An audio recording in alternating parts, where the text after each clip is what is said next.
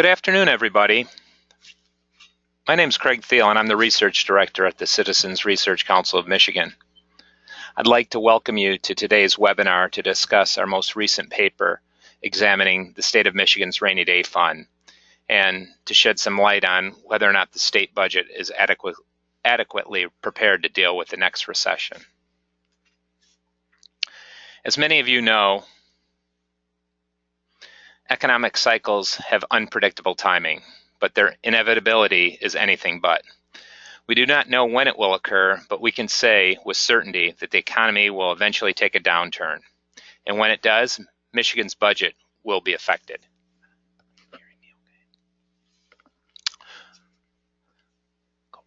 2 weeks ago, we released a short paper looking at the state's primary savings account to determine whether or not the state budget is prepared for the next recession. The rainy day fund can be used to help lessen the impact of a recession on the budget. We know that state revenues decline with an economic slowdown, and at the same time, spending pressures for some state programs increase as citizens lose their jobs and have their earnings reduced. This can create a difficult fiscal situation as the budget is squeezed from both sides. Today's webinar is going to walk you through the highlights from our paper, as well as shed some light on this question, whether Michigan's budget is prepared for the next recession. First, let me introduce the Citizens Research Council. We're a statewide, nonpartisan public affairs research group. In 2016, we celebrated our 100th year of operation, a longevity we attribute to our promotion of informed public policy for state and local governments through the provision of accurate, independent, objective research. I want to remind you that we are a private, not-for-profit entity, and we rely on the charitable contributions of foundations, businesses, and corporations. I'd like to encourage all of you to join our circle of supporters and help us to continue to provide the high-quality, independent information on Michigan's most pressing and important policy topics. You can learn more about the Research Council at our website, www.crcmich.org. At the right of our website, you'll find an opportunity to sign up for our email distribution list to be notified of newly released papers and reports. Our presenter today is Jordan Newton. Jordan was the primary author of this recent report. He is the primary researcher at CRC on state fiscal matters. Jordan has a master's degree from Michigan State University and a bachelor's of arts in economics from Gonzaga. Please note that we are recording this webinar and will post it on our website where it will be available for future viewing. Also, the slide deck from today's presentation is posted under our presentations link on our website. We have everyone but the presenters on mute right now, so you will not be able to talk and we will not be able to hear you speak. To ask a question, please type your question into the questions pane that should be appearing on your screen. You can type your questions anytime and we'll address them at the end of Jordan's presentation. If for any reason you have technical problems during the webinar, please let us know by calling 517-485-9444. After the webinar, you're going to receive an email soliciting your feedback. We'd greatly appreciate anything constructive you have to share with us about today's webinar. With that brief introduction, I want to turn things over to the main presenter, Jordan. Jordan?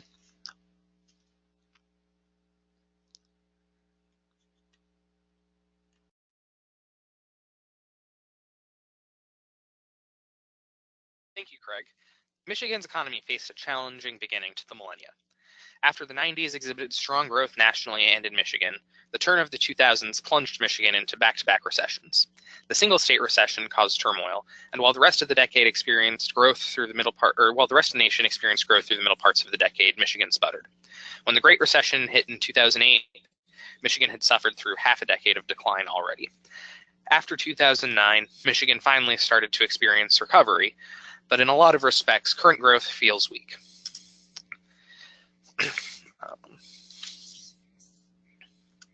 As this chart shows, personal income in the state, adjusted for inflation, declined from about $290 billion in 2000 to around $250 billion in 2009.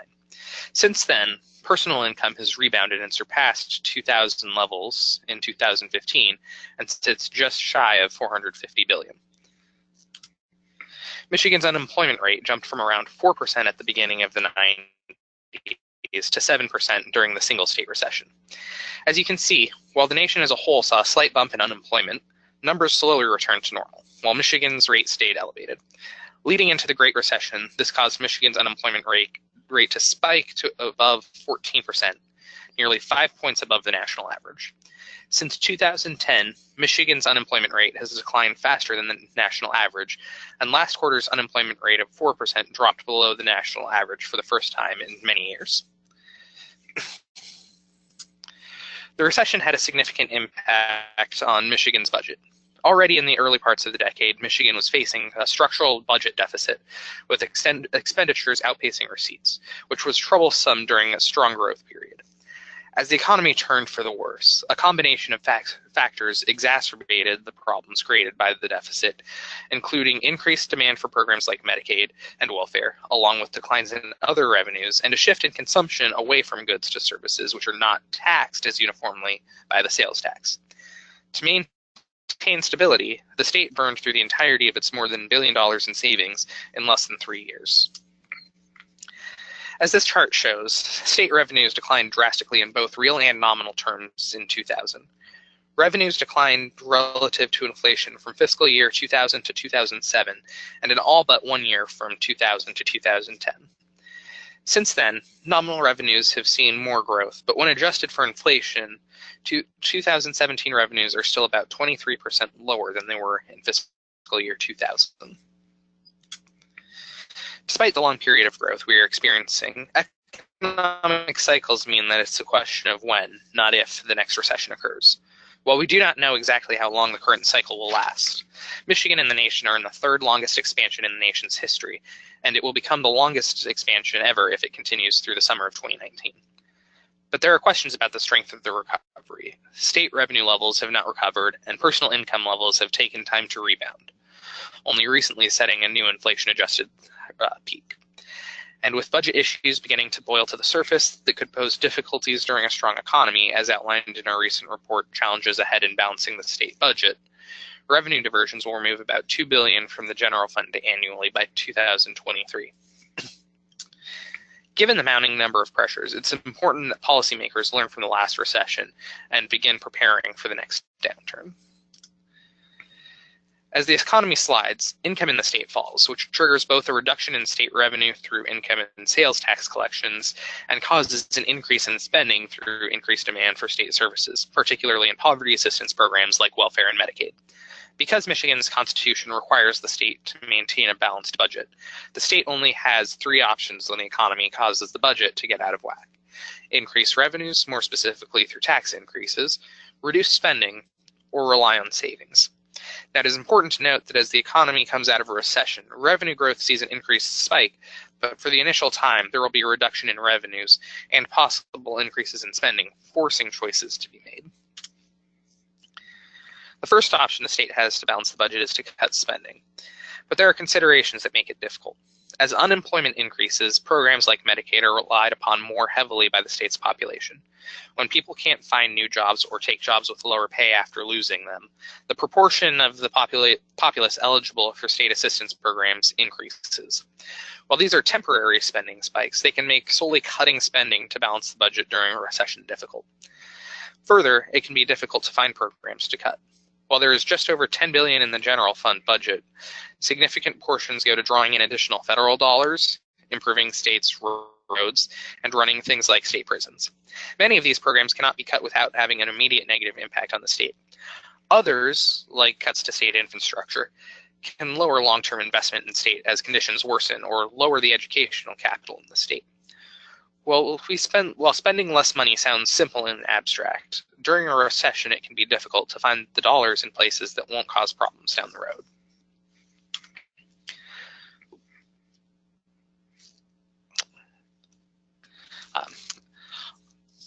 On the other side of the equation, there are problems with increasing taxes to improve state revenues. While reducing spending has a lot longer term of an effect on growth, increasing taxes creates a short-run risk of deepening the recession as those taxes take money out of an already struggling economy. If taxes are raised on individuals through the income tax or consumption taxes like the sales tax, consumer spending will likely lower, which can have ripple effects throughout the economy. Conversely, increasing taxes on businesses can have negative impacts on investment and employment, which prevents a strong recovery. Either way, increasing taxes during a recession can also have a negative short-term economic impact. To avoid the drawbacks of spending cuts and raising taxes, the primary these take in Michigan is the state's rainy. The rainy day fund provides an account that the state can use to move revenues from a strong economy to cover revenue declines or increased needs during a weaker economy. But the funds are not a catch-all solution. Enough must be saved beforehand because savings are one-time expenditures that have to be planned out in advance. So why doesn't the legislature put more of an emphasis on saving money? There are a couple of issues. First, budget spending is zero-sum. Any dollar spent in one place cannot be spent somewhere else. This means that every dollar saved in the rainy day fund cannot go to schools, roads, or be sent back to taxpayers as a refund. Without a strong constituency group advocating for savings, as few people see savings as the #1 priority, the zero-sum nature of the budget leaves savings on the sidelines most of the time. There are also arguments that savings can take money out of the economy now that can be better used either to fund programs that can strengthen the state, like improving the condition of infrastructure, improving our schools, or used in other development projects, or to return to taxpayers to reduce tax burdens, which can improve the economy. Even though saving money does not have the same magnitude of benefits today, beyond the long-term benefits, there are still considerations that make saving an important tool in the short term. Savings serve as part of the state's manageable common cash fund, a grouping of funds that includes the general fund and school aid fund, among other accounts, that is consolidated for investment purposes. During the year, general fund and school aid fund revenue can be volatile as many collections occur annually rather than monthly. In months where expenditures exceed revenues, having the rainy day fund savings in the manageable common cash account allows the state to avoid costs for short-term borrowing by using available cash on hand instead. It can also improve the state's credit position. Ratings agencies pay attention to the amount of money available for long-term savings and cash flow purposes. A strong rainy day fund provides for both, improving the perceived condition of Michigan's finances. As shown in September, when Standard & Poor's upgraded Michigan's economic outlook in part due to added savings, the rainy day fund can improve the state's credit rating, lowering the costs of long-term capital projects significantly. Michigan's Rainy Day Fund is officially called the Countercyclical Budget and Economic Stabilization Fund. After a series of economic problems in the mid-70s, the legislature created the fund to allow the state to have a protected savings account. Soon after, it was recodified in the Management and Budget Act. There are 3 conditions that allow the state to withdraw money and matching ways that the state can save money. The first is personal income in the state. If personal income grows more than 2% after accounting for inflation in a given year, a percent of general fund revenue is supposed to be allocated to the rainy day fund for each percent beyond 2% that personal income grows. If personal income declines once adjusted for inflation, the legislature can utilize rainy day fund dollars to up to 1% of general fund revenues for each percent decline. The second deposit condition is state revenue. If state revenues exceed the constitutional limit by less than 1%, the excess is allowed to be deposited in the rainy day fund. Conversely, if unemployment in the state rises above 8%, the legislature can withdraw up to 2.5% of the fund for job creation. That limit increases to 5% if unemployment exceeds 12% in a given year. Finally, the legislature can make discretionary deposits and withdrawals. There are no restrictions beyond the budget process for deposits. For withdrawals, however, there needs to be a supermajority vote in both chambers to make an allocation. By the end of fiscal year 2018, the Rainy Day Fund is projected to have about $890 million in savings. The only period where the state had saved more was in the late 90s, when more than $1 billion was saved. However, that balance was depleted rapidly in the first 2 years of the single-state recession, which started in 2000. The chart on screen shows the levels of savings in the Rainy Day Fund from its inception in 1978. The vertical lines represent the year a national recession began. As you can see historically, fund dollars are quick to be depleted during a recession. Even when the balance was more than $1 billion in the late 90s, the majority of the savings were used in a single year. While the previous chart gives a little bit of an idea how rainy day fund use tracks with national recessions, it is important to track its use and growth relative to Michigan-centric economic data. If revenues are used during high growth periods, the fund might not be serving its stated purpose. And if funds are slow to grow during good times, there are additional concerns to the availability of revenues. This chart shows the historical balance using the scale on the left and how it tracks with income tax revenue, which is on the scale on the right. The income tax revenue is adjusted to the percent levied, so changes in the tax rate are factored out and the underlying economic conditions are shown. As you can see, when revenues trend upward, state savings typically are increasing. When revenues are declining, rainy day fund dollars are being used. This shows that the fund's use tracks well with economic conditions in the state. You can see similar effects when you look at unemployment along with the rainy day fund balance. The current authorization for the rainy day fund caps revenue at 10% of combined general fund and school aid fund revenues. While the initial cap was set at 25% of general fund revenues, changes to school funding through Prop A shifted a large amount of state spending to the school aid fund, necessitating a change in how the rainy day fund balance was capped.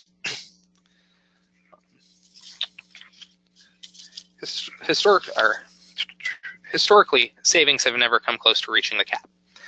The closest the state has come to the cap was in fiscal year 2000, immediately after the revenue limit changed and when the rainy day fund balance was at its highest point. At the time, revenues were at 61% of the cap. Based on estimates for FY 2018, revenues would be below 45% of the cap. While $890 million sounds like a lot of money, in terms of a state budget that exceeds $50 billion, the magnitude of the state's savings are smaller than they first appear. The $890 million saved only represents about 4% of combined school aid fund and general fund revenues, the two accounts it is primarily designed to save for. While it is impossible to determine the exact amount needed as recessions vary greatly in length and magnitude, expert organizations have put savings targets at anywhere from 5 to 15% of the combination of these two funds as general rules for states. Moody's Analytics conducted a study of state budgets and found that based on increased spending due to Medicaid and decreased revenue from an average severity recession, Michigan particularly would need about $1.5 billion to cover general fund expenditures without increasing revenue or decreasing spending. And a study by the Mercatus Center at George Mason University estimated the needs similarly. Neither of these estimates include school aid fund needs, where there is likely to be a significant increase in spending needs, but revenues are likely to take a hit in any recession.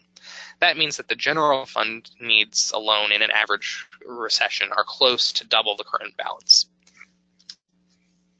Since the single state recession, the relative magnitude of state savings in Michigan are smaller than most of the country. On screen is the average and median savings from the 50 states alongside Michigan's after being adjusted to the size of state budget by the number of days they could operate on rainy day fund dollars. Do note that this is only to measure relative size. Even under the most severe economic recessions, a state would not need to run solely on rainy day funds.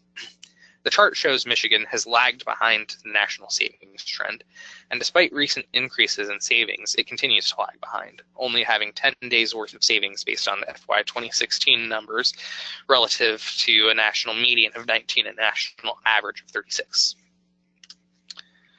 So where does this leave Michigan's rainy day fund in preparation for the next recession? While the outlook is not as troubling as it was even a few years ago, the rainy day fund still needs some work. The $890 million saved by the end of this fiscal year will not go very far in preventing a need for spending cuts or tax increases during an average severity recession, and could even lead to issues during a more moderate economic downturn. While the rainy day fund has empirically shown to be effective at maintaining a balance prior to a downturn, history shows that the money we do save is used fast. The combination of these factors show that Michigan should increase its efforts to save moving into the next downturn to try to avoid the consequences of severe cuts or tax increases that hampered economic growth during previous downturns. And now I will turn it back over to Craig to take any questions that you have.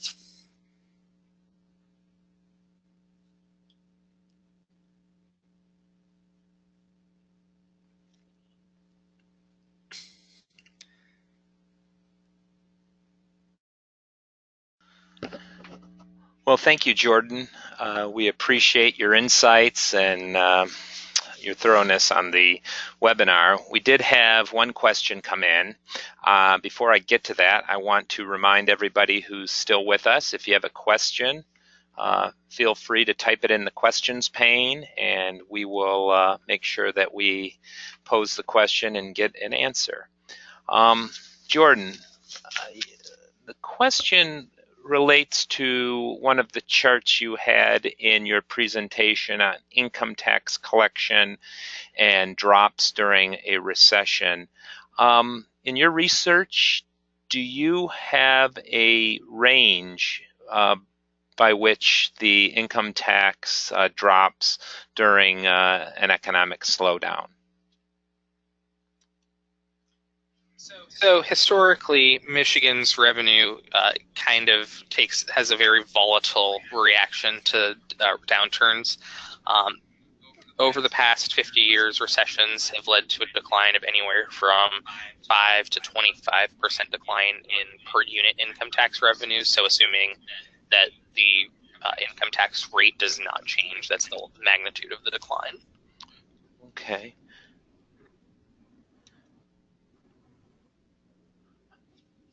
We have one more question here. Let me discern what is being asked. Oh, it appears to relate to other states.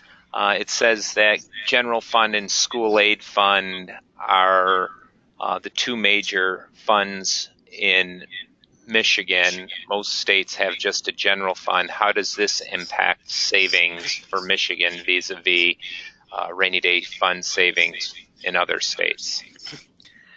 So it doesn't really have much of an effect when you view the school aid fund and general fund as a whole, as a collective unit.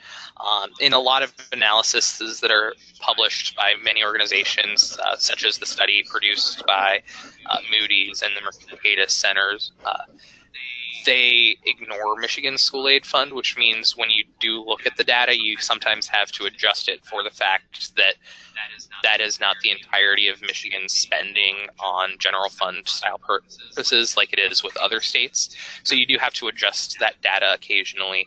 But for the most part, in terms of savings, it's very easy to, or you can treat the two as a collective unit rather than kind of needing to view the school aid fund as unique relative to other states.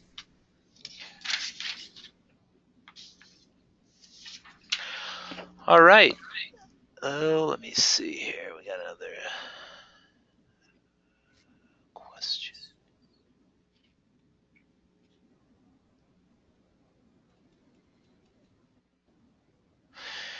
Have you identified a better way for Michigan to save money, i.e., identifying certain revenues to be transferred to the rainy day fund if their performance is higher than normal, rather than just taking leftover GF as is done through the budget process now?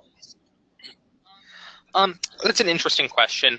I think part of it is that many funds can be volatile, that trying to pick a specific fund that overperforms might not be the best method. For example, earlier this year, during the consensus revenue estimating conference, they found that sales taxes had been outpacing what they originally expected, but income taxes had been underperforming.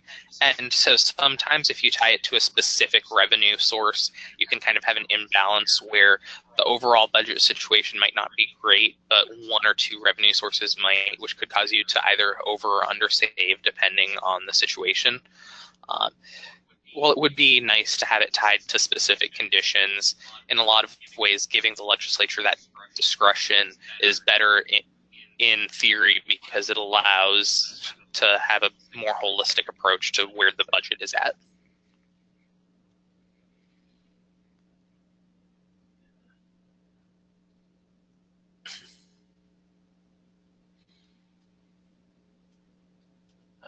Give me 1 minute here. My screen seems to have disappeared.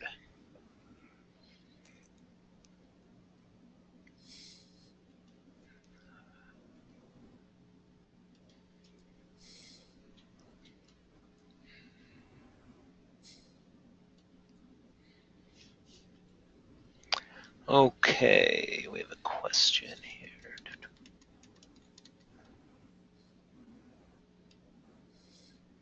Oh, I'm sorry, that's the same question we just had. It just showed up in another question pane.